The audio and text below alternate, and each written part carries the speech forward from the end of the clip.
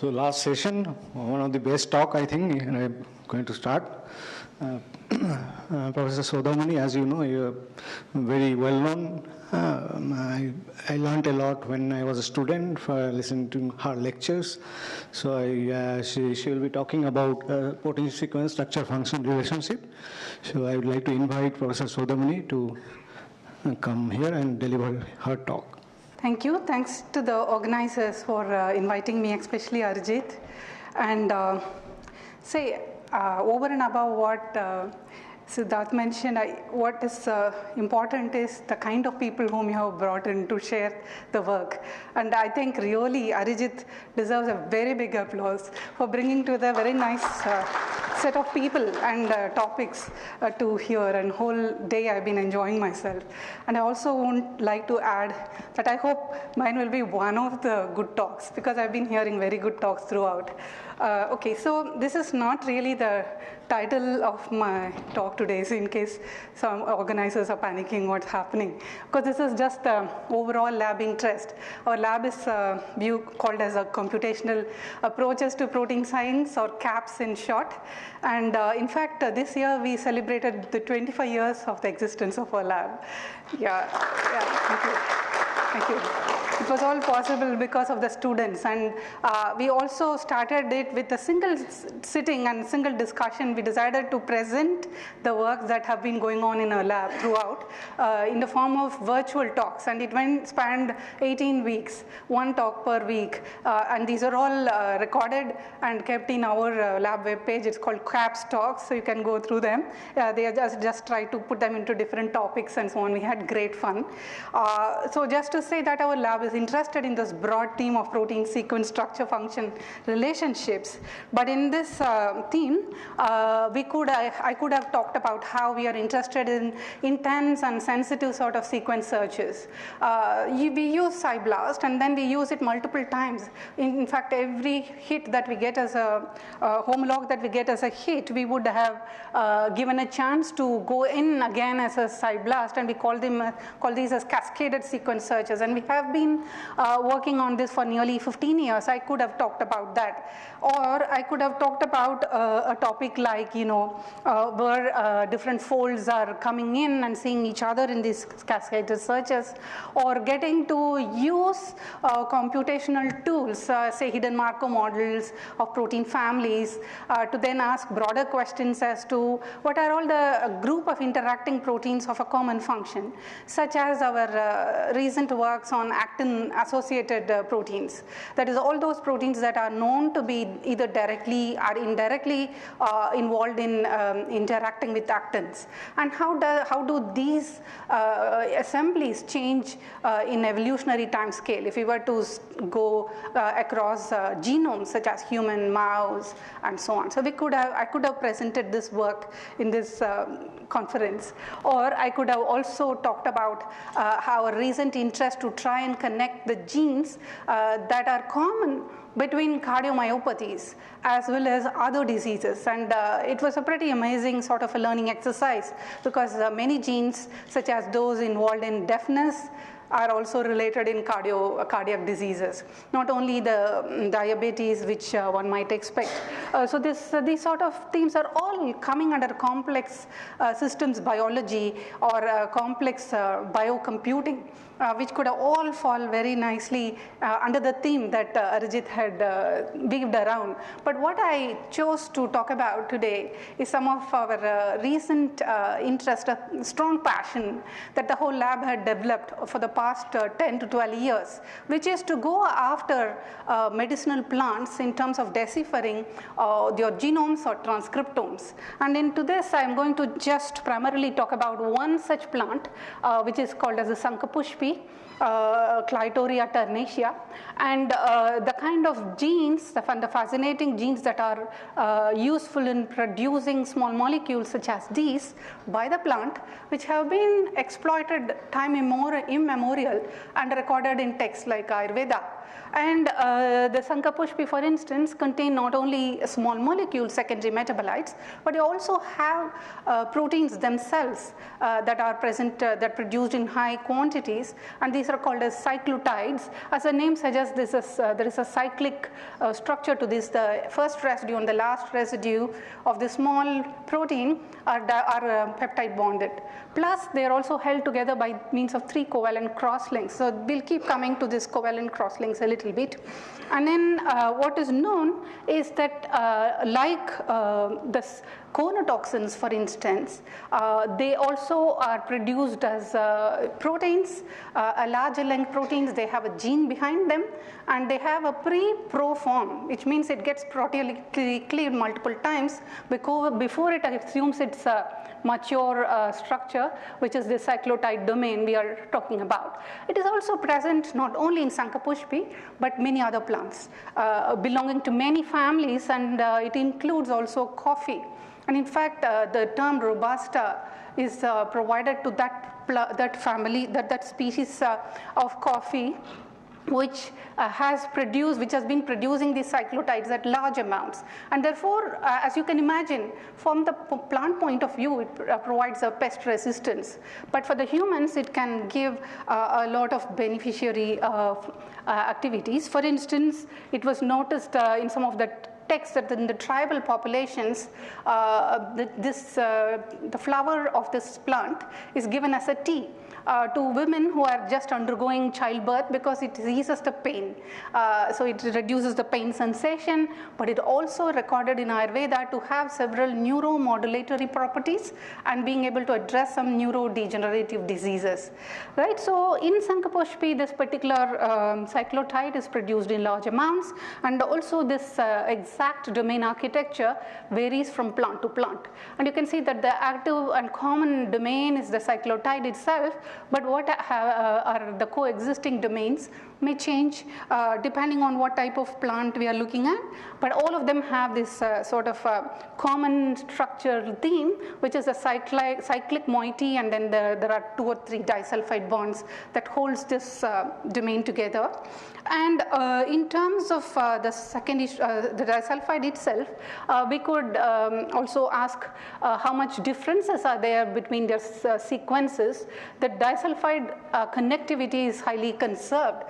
Those are the cysteines shown as C in the amino acid sequence, but then the overall structure might differ a tiny bit, because in some of them you can imagine what is called as a Mobius, which is kind of a cyclic ring-like structure, but in some others whose crystal structures are available, the conformation is called as the bracelet structure, and it depends on what sort of peptide bond is present in this loop region, which contains a prolin, whether it is a cis conformer or a trans conformer, as far as the torsion angle of the peptide bond is concerned. However, it has overall remote resemblance to the trypsin inhibitors that are there in plants like cabbage and so on. So on the whole, they have some common sequences. The overall connectivity is the same, but the overall structure could be slightly different depending on the differences in the conformation of this loop region and so on. And in terms of asking how many such cyclotides are present in this plant, Sankapushpi, what we decided to do is to perform transcriptome sequencing. And the transcriptome sequence assembly is quite a complex biocomputing. And for this, ideally we should have had raw data, but since this is a non-model organism, we decided to start from the scratch, which is to go after each of these plant tissues, namely flower, leaf, pod, and stem, extract the RNA from them, and then submit it for sequencing, and as a result we were left with 282 million reads, and each one of them are about 100 to 150 base pairs. And you might wonder, what are these reads and why are there so many of them? And if we ignore the long read sequencing techniques that are available these days, and especially for large plant genomes, what is typically done is after purification, whether you're looking at genome, namely the DNA, or the transcriptome, namely the purified RNA, typically they are just broken into bits. And then they are put together, and that is a process of assembly, which is a purely bioinformatics tool by which you try and do a jigsaw puzzle and get them all together to understand how the genome will look like. A little bit we have heard from Karthik before the tea, and that was in the context of bacterial genomes. But here the same is performed at 282 million reads, and then we use programs like Trinity, and the assembly tool is also pretty complex, as I said, because each of these fragments, how you put together, lots of decision making goes on, and there's something called a de-Bruijn graph by which you put in the fragments together to give rise to convincing bits of your genome or transcriptome, which you begin to call them as contigs or scaffolds depending on how large they are. The scaffolds are the larger bits, and if we had a very good assembly, then each of these scaffolds could correspond to chromosomes. So that's the ideal best scenario one would expect. But then what we had done was to use Trinity, and then you have parameters like N50 which will help us to know how good is the assembly, and then we were left with a large number of transcripts. Then we also do validations and make sure the essential genes are being seen after your assembly, and we found that 94% of the essential genes that we expect, like the dehydrogenases and so on, are indeed present, and we are able to pick them up from amongst the transcripts, which shows that the assembly is reasonably good. And then we quickly started looking for the cyclotides, and in doing so, we came across, we cared for also the coexisting domains, which means the N-terminal region, not only the cyclotide, but this N-terminal region, which is shown in lavender color here, and then the following albumin domain, which is shown in this cream color. And everywhere we were able to pick up on some examples. Initially, we did not get as many as the other plants were having, like coffee. So we decided to relax the minimum length that you expect for a gene. And then we were able to see quite a few cyclotides. And in doing so, we found that not only we are able to get enough number of cyclotides, as many as 71 cyclotides. So you can imagine that this is quite a huge number, right? Why should the plant be expressing 71 different disulfide-rich systems, even though it is good for its pest defense? Why it should do in a large amount? So to me, it is, in my mind, the analogy that comes is, imagine the pre-Google Pay era, the pre-Paytm era, or even the pre-card era. Our parents, for instance, were handling cash. And when they go out for a trip, they fill their purse with some 500 rupee notes, 100 rupee notes, 5 rupee notes, and so on. And depending on where they want to use the cash, the amounts will be more. So also here, the plant seems to be equipped to deal with a variety of pests. And it is just ready to express a large number of cyclotides. And as you can see, and much later, we will talk about it through the mass spectrometry lens, which is the sequence are slightly different, which means it should be able to do something slightly different to the insect. And in some might paralyze in some case, it might not let it eat at all in another, it might act as an inhibitor to their own proteases, and so on. So there are 71 of them, and out of them 26 are novel, in the sense that such cyclotide sequences have not been reported before. But I would like to really quickly go through another next 3 slides on the cyclotides, and then go on to the enzymes that help the plant to make the cyclotides. So let's go on to those. Here what we see is, given that you have transcriptome data, and then you have it on different tissues, such as flower, leaf, pod, stem, and we didn't include root here, is that you can put them in the order of how many million reads are getting aligned with your assembly. Then you go back to the raw reads and try to align the reads, and when you do that, you put them in the descending order such that you're looking at those which are highly upregulated in leaf are shown here, highly upregulated in pod is shown in this phylogeny, and this highly upregulated in stem would be shown here, and so on. So this immediately gives us an idea about what sort of genes, not necessarily only cyclotides, but in this case we have only used cyclotides, have the high transcript million reads, and we get to understand which tissue is holding highest amounts of what sort of cyclotides, and we know there are 70 of them. So definitely not all 70 of them will be equally expressed, and that is where the beauty of transcriptome sequencing is, because unlike a genome which will give you an idea what is the blueprint, here we will get to know how many of these genes are actually expressed in different tissues or environments, or depending on the process that they have gone through. And you can see this differential expression, which was very, very nice, but it also helped us to understand which tissue to go after. If you already knew, for instance, which of those 70 cyclotides are potent for a particular medicinal purpose, right? And those sort of in vitro assays are very much awaited. This is just a beginning. Okay, so this gives us an idea.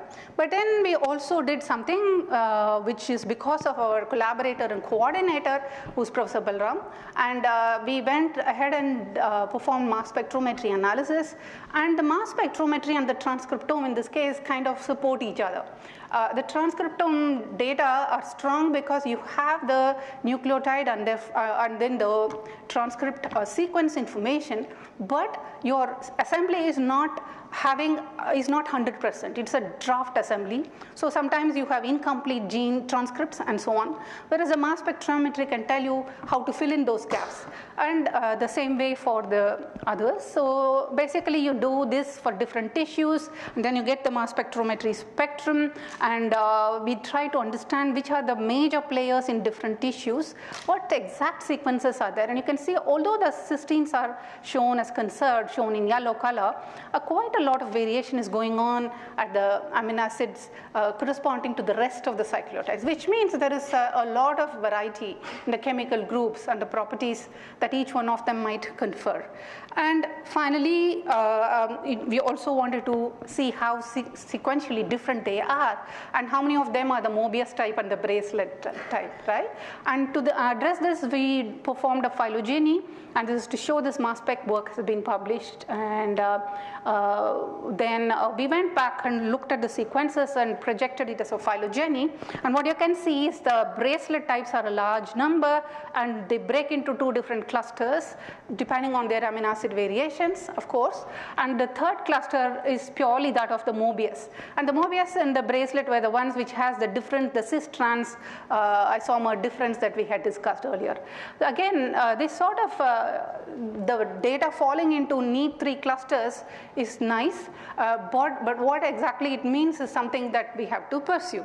All right, so these are all to do with the cyclotide, but that is not the end of the story, because the plant is producing these cyclotides with the help of several enzymes. So we asked the question, can we go after the enzymes? And for this, we had to perform and standardize a computational pipeline, because the way we are searching for these genes or transcripts in a given transcriptome assembly is pretty complex, because if you're asking a question like an annotation that Karthik was mentioning, it may be relatively easy because you have a gene or a transcript at hand, and then you want to associate structure or function.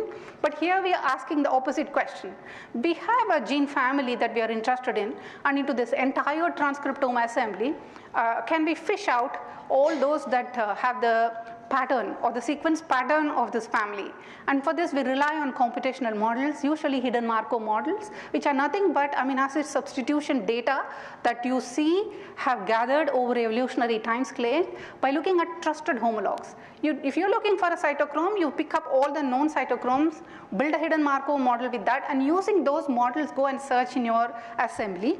And this can be done both for transcriptome as well as, in the interest of time, I will skip this flowchart, but it is essentially to tell that you pick the members that you are very sure, create a hidden Markov model, and then search in the assembly of interest, put it back in the phylogeny, and see if it gets accepted with the other members or not. If they fall as outliers, maybe they are very different, or they could be false positives.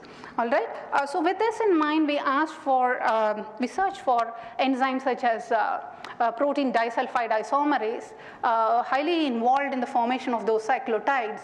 And we see that there is not one or two, but as many as so many of these cyclic protein disulfide isomerase in this plant transcriptome. And later on we could see that there were in fact 15 of them that we accepted as true positives. And interestingly, if you cluster them with the other trusted homologs as mentioned in the pipeline, you will find that there are 3 Sankapushpi specific PDIs, protein disulfide isomerase. Apart from the fact that there are known members that neatly fall within the trusted homologs, there are newer members that have just emerged. This might indicate that these sort of PDIs are vitally important to make sure the cyclotides can be formed, because the disulfides have to be formed and so on. And they also looked after a few other enzymes, such as looking for asparagine endopeptidases, because these are special disulfide rich systems where the first residue and the last residue of the cyclotide have formed a peptide bond. And this is catalyzed by this enzyme, endopeptidases. And apparently in the commercial area, these sort of endopeptidases are very much in demand. So to our surprise, we found that there are as many as 7 such endopeptidases in the Sankapushpi transcriptome, and one of them behaved a little bit different, although it is a true positive, but it also has the properties to catalyze the opposite reaction, which is not a peptide bond formation but a ligase reaction. Again, in enzymes this is very common. The properties to form to catalyze a forward reaction and the backward reaction, you may need similar chemical groups.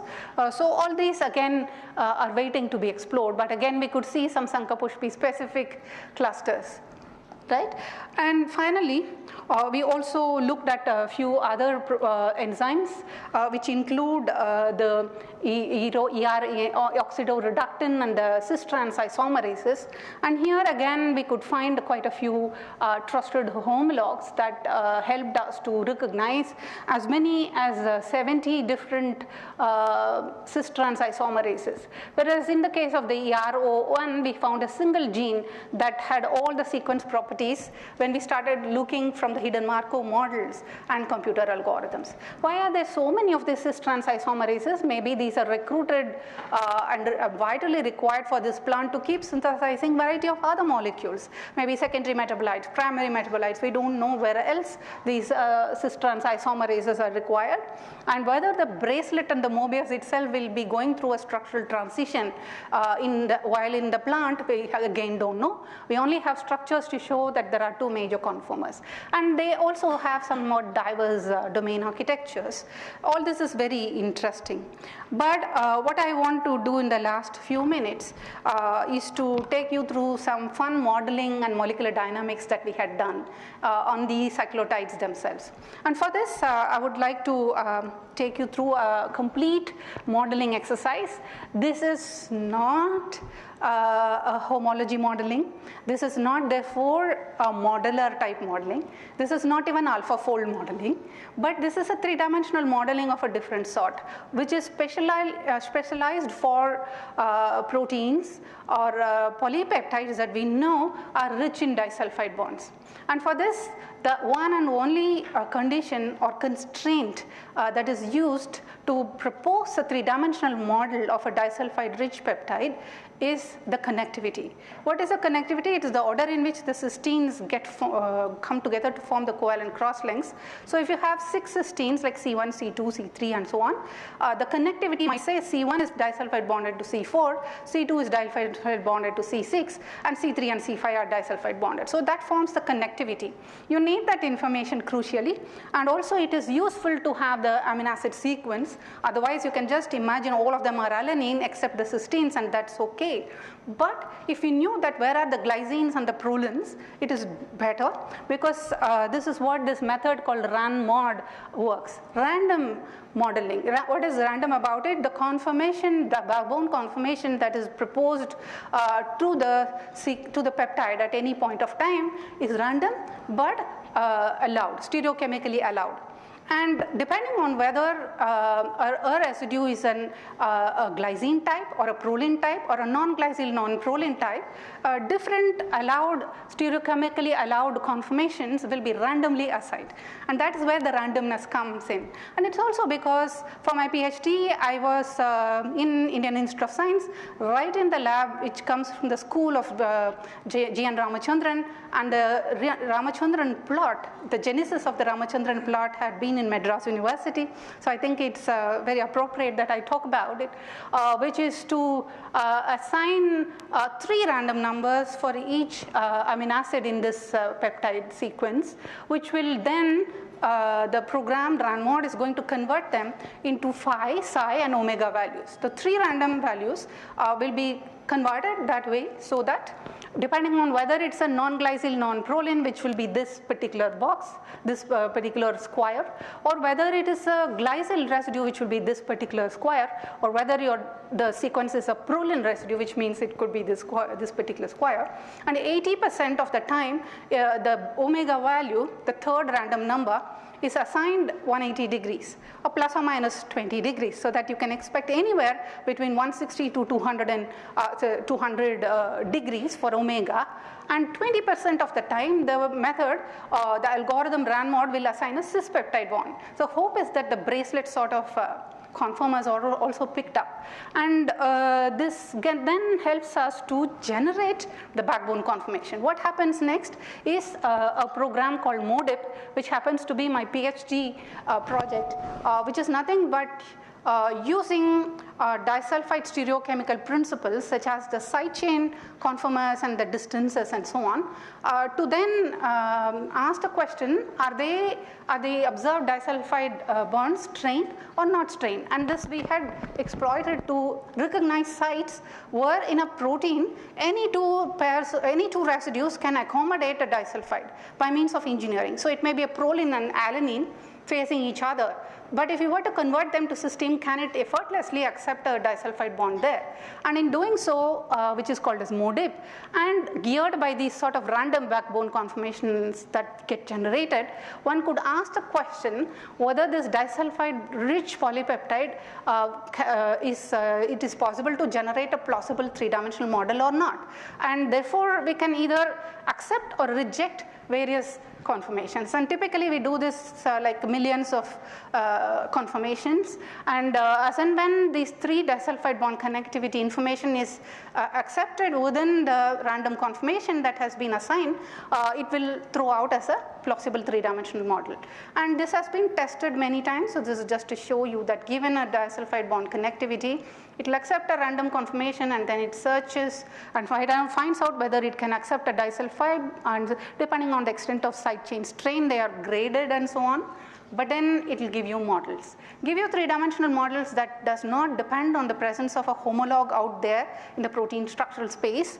And we tested this, and then we applied it on the cyclotides, and we could see that several of the models that were proposed were indeed similar to the structures that we are getting from the transcriptome based assembly and subsequent 3-dimensional modeling, because we do have some structures of the cyclotides in the protein data bank.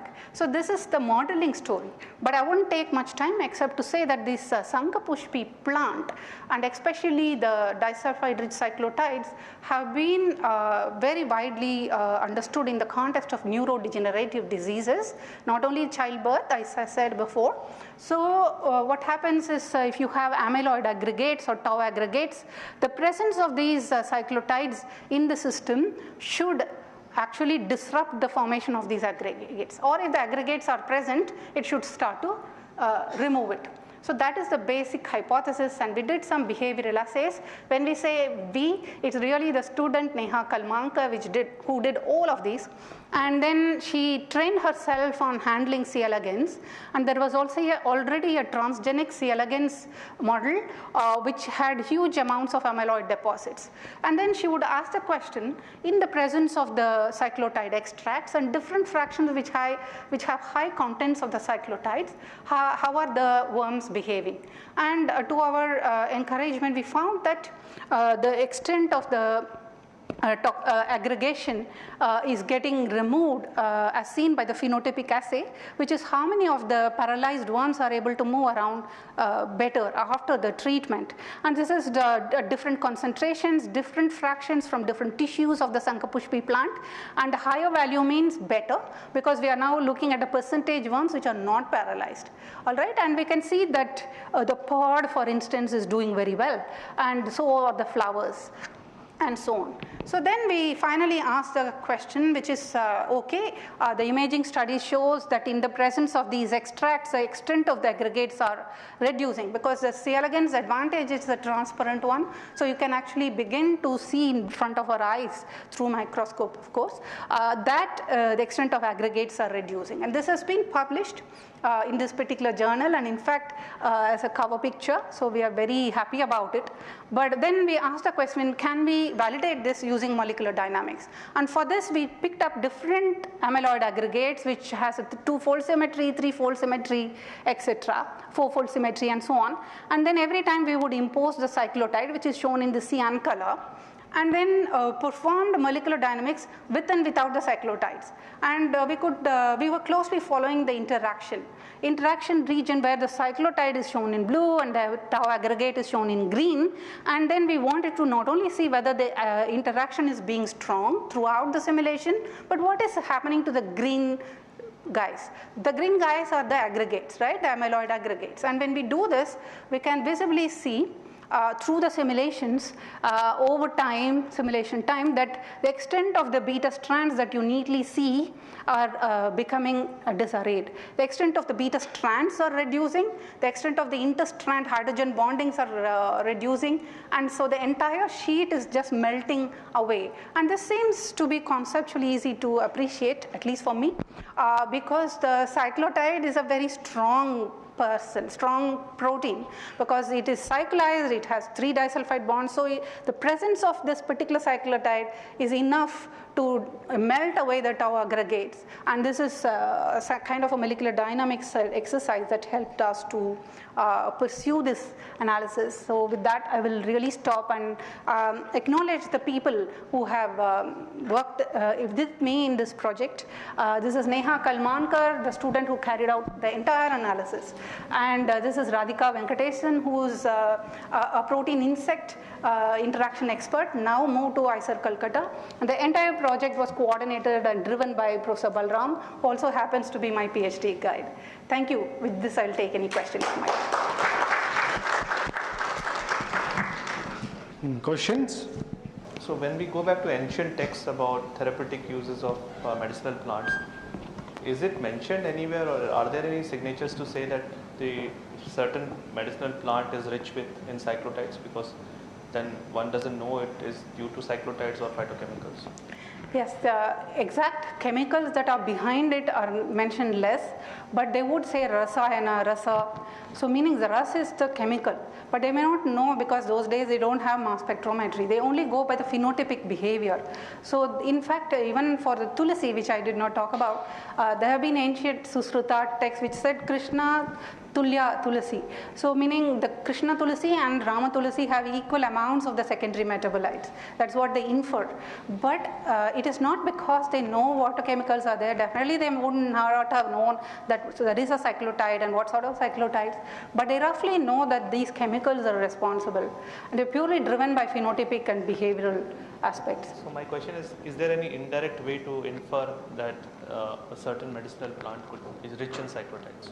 Yes, this is how it is being done over time, because of late, if you look in the literature, not only for Sankapushpi, but for many other plants, that have been reports of cyclotides, and that's how we get to know, because of these biophysical equipments and techniques, and that provides the scientific evidence for the basis, as a basis for the ancient texts.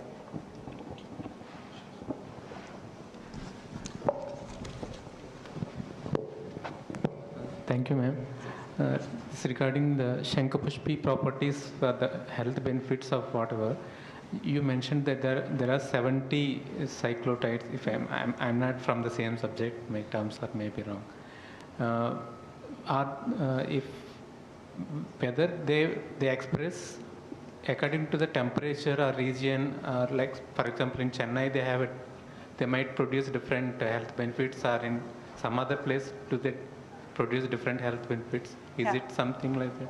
Yeah, it's a very important question, especially if we are dealing with transcriptome data, because definitely it's very, very sensitive depending on the environment, the day, of whether it is morning or evening, or where the geographic, the soil texture, its pH and so on.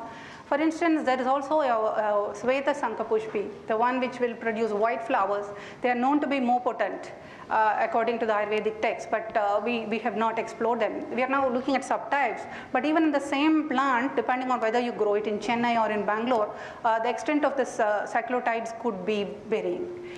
So that's why I think you also brought in an important point that I wanted to mention, which is whatever we have shown here and shared the data is really just the tip of the iceberg. So we can go back and do a number of other experiments to follow how the environment and geography affects the transcripts, and also to perform meta-analysis of the current data, because we have seen from stem, from root and flowers the cyclotides are different. This is only just looking at 2 types of parameters, but even with the current data we can do some very nice complex calculations and analysis.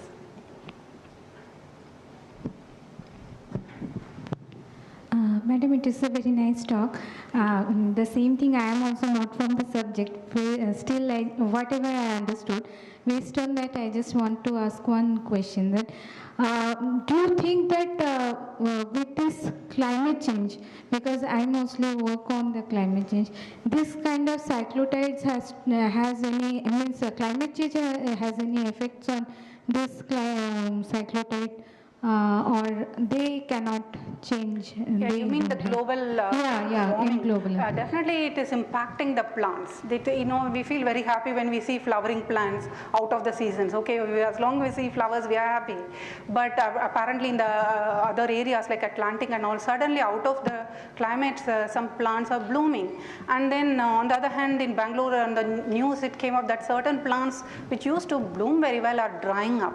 So nobody currently understands why, and definitely the global warming and climate changes are impacting, and plants seem to be some of the sensitive ones which can tell us very early on.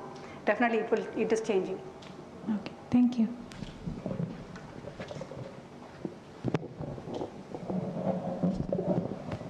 Hi.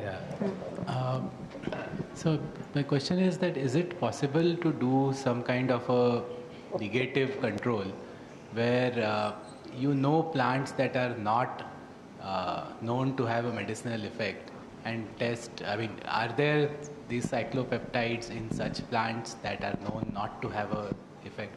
Again, it's a very important question that you have brought up, because I have been reading books, papers, reviews out of my own interest on medicinal plants and Ayurvedic texts. And to my knowledge, I have never come across a plant which did not offer medicinal value to humans. And usually it's like one plant, many diseases. Many diseases, happier the humans are. But then to even recognize one plant that is not going to be useful, it's very hard to imagine. Even the grass, it confers UV radiation protection. Many of the plants have antipyretic, antiviral sort of properties. Yeah, so it's going to be very hard to find that control. I would like to see it. Hi ma'am, I would like to know if this was the first time the Sankapushpi was sequenced. Not really, because there is one very strong group led by Craig in Australia, Queensland, Australia, who have been looking at cyclotides in this particular plant itself for over a long time. Surprisingly, this never bothered Professor Balram. He was just happy to find another group who was working on it, but I mildly pointed out that they also have a database, and it's fine with us. Some other group is already working on Sankapushpi. But the strain would be, the strain would be different. Like the other person said, the fact that we are collecting the samples at 2 different continents means that we are not really competing, and in fact we are augmenting data. And they had not looked at the associated enzymes like the protein disulfide isomerases. They were not able to find those many novel cyclotides. So it's a very novel data from India, right? Yeah, from India. That's we can say lot can be explored with the data itself, absolutely. not just cyclotides, but because you have the entire transcriptome, one can look at all the other proteins that might also be useful. Absolutely. And have you looked at it from the point of the function for the plant? Like you said that it is helpful for the pest resistance. Yes, I'm not sure true. if I got it. Yeah, true. The Radhika Venkatesan, who's a plant insect expert, had imposed the plant in presence of some well-known pests that are laboratory pests, and she could find that none of the pests come in front or near the plant ever. In fact, just so that the growth is good, we kept the plant out of the greenhouse and we used to grow it in the natural condition. And around the plant there are absolutely no pests. Hi, it was a nice talk. So I have one question. Since you came up with the fact that a single plant might have like multiple activity for like antipyretic and things like that, so I'm curious to know if you tested this for antimicrobial resistance, because since it has disulfide linkages and there are some cyclopeptides that have disulfide bonds bridged, and then they are known to for antimicrobial resistance. Yeah, I must say that different agricultural centers, agricultural science centers go after medicinal plants which are endemic for their own area. Like that ethno-medicinal plants in Western Ghats, in Arunachal Pradesh. So such groups have already been looking at basic assays such as antibacterial, antiviral. So for Sankapushpi also it must have been documented. So we decided to go for the other higher end questions, such as going after the cyclotides using transcriptome and mass spectrometry. But antibacterial assays, they just get done quite soon by many groups. Yeah. Ma'am, yeah. So, I mean, discussing with some of my friends, they told me that Ayurvedic practitioners themselves do not subscribe to the fact that only one particular chemical in, the, I don't know, the oil or whatever the patient is administered with works. I mean, you need to give the entire thing. And so the question is, are there not scientific methods to test the whole, concoct or whatever, rather than testing the individual? Yeah, that sort of understanding is slowly emerging. Because when I started in 2013, some of my friends and colleagues used to tell, all this is well, scientific evidence is well, but show me that one single molecule that is working for your plant.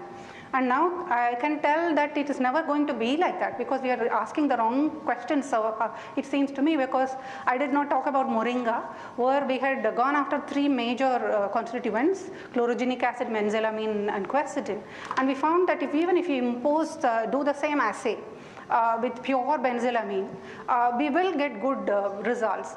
But after an amount, it becomes toxic when you do the toxicity assay. So perhaps it was never a good idea to take that one single molecule and inject it to humans. And the way the plants are dealing with in the midst of other molecules, not only make sure that the concentration of this compound is less, but also the multitude of other compounds are simultaneously doing other things.